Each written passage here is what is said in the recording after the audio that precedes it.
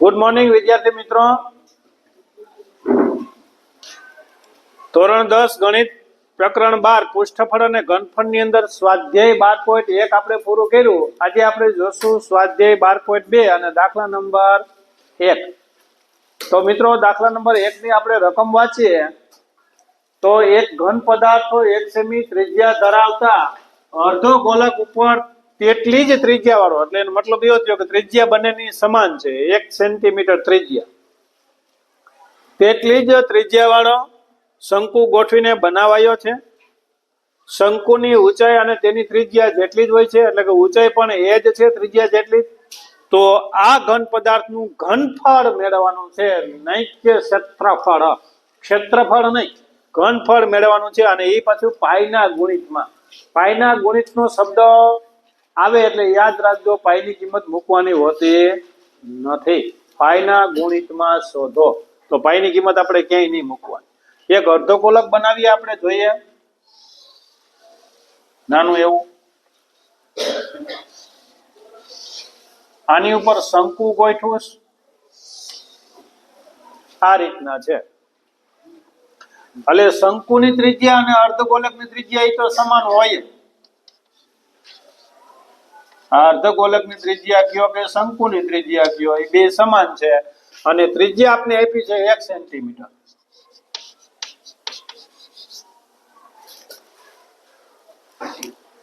શંકુની ત્રિજ્યા જો અહીંયા કીધું છે, અર્ધગોલક ઉપર તેટલી ત્રિજ્યા વાળો એક ઘન પદાર્થ 1 સેમી ત્રિજ્યા ધરાવતો અર્ધગોલક ઉપર તેટલી ત્રિજ્યા વાળો શંકુ ગોઠવીને, એટલે શંકુની ત્રિજ્યા પણ એટલી બનાવ્યો. શંકુની ઊંચાઈ અને ત્રિજ્યા જેટલી છે. શંકુની ઊંચાઈ એટલે આ, એટલે કે h, એ પણ 1 સેન્ટીમીટર જ છે. એ બરાબર 1 સેમી. જોજો ભૂલ ન થાય લખવામાં. તે જો ત્રિજ્યા જેટલી જ હોય તો આ ઘન પદાર્થનું ઘનફળ પાઈના ગુણિતમાં શોધો. તો સીધું શંકુની અર્ધગોલક બરાબર શંકુની ત્રિજ્યા બરાબર r અને બરાબર 1 સેન્ટીમીટર. શંકુની ઊંચાઈ એટલે કે h બરાબર 1 સેન્ટીમીટર. કારણ કે બંને સમાન છે. જો અહીંયા જેટલી જ કીધું.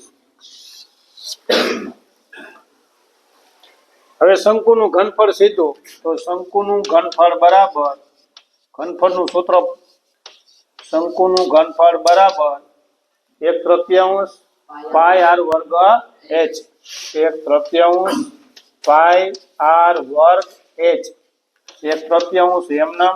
પાઈની જગ્યાએ કિંમત નથી મૂકવાની. ક્યારે નથી મૂકવાની? પાઈના ગુણિતમાં કે ત્યારે. પાઈ એમના, r એટલે 1, h એટલે 1, બે વખત છે, બે વખત ને h 1.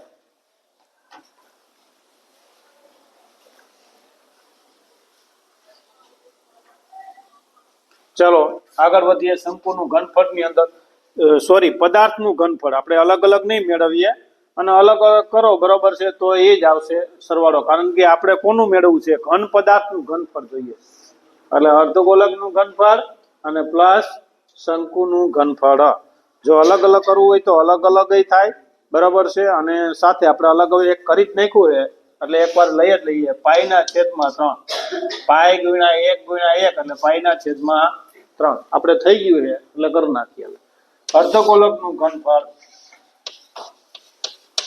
અર્ધગોલકનું ઘનફળનું સૂત્ર બોલો તો. અર્ધગોલકનું આવડે છે કોઈને? 2/3 પાઈ r વર્ગ h. પાઈ r એ 2/3 પાઈ r નો ઘન. 2/3 પાઈ r નો ઘન. અર્ધગોલકનું ઘનફળ 2/3 પાઈ r નો ઘન અને શંકુનું ઘનફળ 1/3 પાઈ r વર્ગ h. ચાલો અહીંયા 2/3 પાઈની કિંમત ના મૂકતા, r એટલે 1 × 1 એ બધું એક જ છે. એટલે અહીંયા 2 પાઈ અને છેદની અંદર આવશે 3. 2 પાઈ છેદની અંદર 3. હવે પદાર્થનું ઘનફળ. તો જો પદાર્થનું ઘનફળ બરાબર પદાર્થનું ઘનફળ બરાબર શંકુનું ઘનફળ પ્લસ અર્ધગોલકનું ઘનફળ. તો પદાર્થ શંકુનું ઘનફળ શું આવ્યું? તો પાઈના છેદમાં 3 અને પ્લસ અર્ધગોલકનું ઘનફળ શું આવ્યું? 2 પાઈ અને છેદની અંદર 3. હવે આપણે ચોકડી ગુણાકાર પહેલા કરી નાખીએ એટલે તમને સરળ રહે. એટલે સીધું એમ જ થઈ જાય એમ જ. અને 3 તેરી 9 એમ કરો તો હાલે. છેદ સમાન છે ડાયરેક્ટ જ અહીંયા. બરાબર છે. તો સીધા તમે 3 લઈ શકો. 3 અને પાઈ વત્તા 2 પાઈ. આ 1 પાઈ કહેવાય. આ 1 પાઈ પ્લસ 2 પાઈ એટલે કે 3 પાઈ. તો 3 પાઈ છેદની અંદર 3 3 3 કટ. તો એનો મતલબ એવો થયો કે પદાર્થનું ઘનફળ પાઈ સેમી ઘન. મીટર હોય તો મીટર અને સેમી હોય તો સેમી. પદાર્થનું ઘનફળ પાઈ સેમી ઘન થશે.